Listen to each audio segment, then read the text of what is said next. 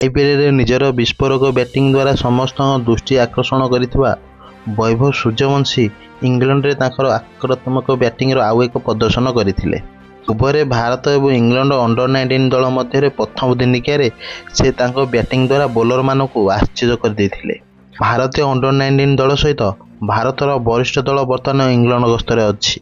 County ground रे खेला जाइथिबा प्रथम मैच रे वैभव एक झड़पूर्ण इनिंग्स खेली किंतु अर्धशतक पूर्ण करि पारि नथिले। तथापि तांको इनिंग्स विजयर मूलदुआ पकाइथिला।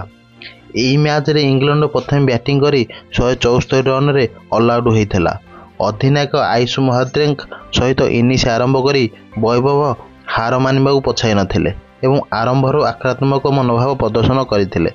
वैभव 19 बॉलरू 252.63 स्ट्राइक रेट सहित 3टी चौका और 5टी छक्का सहायता 48 रन करथिले। से तांकर अर्धशतक पूर्ण करि पारि नथिले किंतु से दलर विजय पई मूलदुआ स्थापन करथिले। से आयुषଙ୍କ सहित 71 रन जोड़िथिले।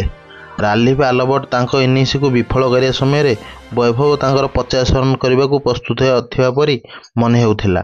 इंग्लैंडर युवा बोलर माने तांको बैटिंग देखि आश्चर्य हो जाइथिले।